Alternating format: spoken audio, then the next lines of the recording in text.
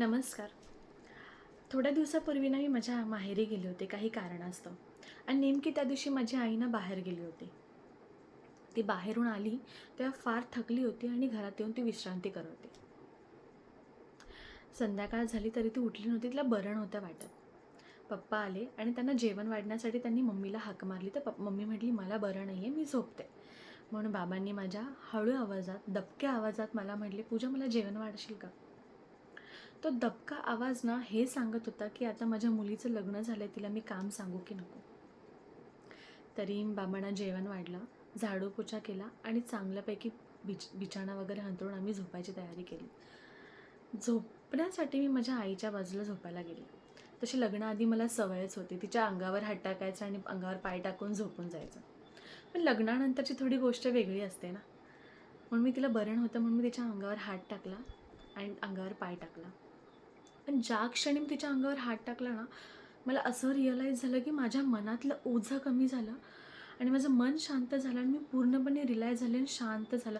माझं शरीर शांत झालं. माझ्या डोक्यातले विचार थांबले. ते जे नेहमी चालत असतं ना, काय ना काय करायचं, कसं करायचं, ते सगळं थांबलं. आणि असं वाटलं की मग आईच्या कुशीमध्ये फक्त शांत झोपावं. तिने मला घट्ट धरून घेतलं बाजूला आणि डोक्यावरून हात फिरवला. त्यानंतर मी तिचं डोकं दाबायला गेले. म्हटलं, मम्मी तुला बरं नाही वाटत आहे, थांब मी तुझं डोकं दाबते. त्यावर ती मला काय म्हणाली माहिती आहे, तू एकदा आत्ताशी आरामाला आलेस, माझं कशाला डोकं दाबतेस, जाऊ दे ते राही, तो बाम घे आणि लाव, बस कर. हे असतं आईचं निस्वार्थी प्रेम.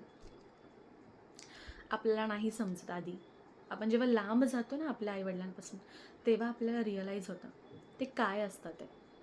आज माझं लग्न झालं ना, त्यामुळे मला कळतं आहे की माझ्या आईवर माझं किती प्रेम आहे आणि तिचं माझ्यावर किती प्रेम आहे. जवळ असल्यावर नाही समजत, खरंच सांगते, नाही समजत. म्हणून आता प्रत्येक मुलीला मी सांगते, नका भांडत जाऊ आईशी. आणि मुलीनं आपल्या आईशीच भांडतात. मी पण माझ्या आईशी सारखी भांडायचं. पण आता मला जोरात तिला ओरडून सॉरी म्हणावं असं वाटतं. आई, तुला जर त्रास दिला असेल ना तर खरंच सॉरी, मला माफ कर, मला खरंच माफ कर. तुम्ही आत्ता तुमच्या आईला सॉरी म्हणा आणि तिला सांगा, परत मी तुला उलटं नाही बोलणार. नंतर रिग्रेट होण्यापेक्षा आत्ताच सावरलेलं काय वाईट. धन्यवाद.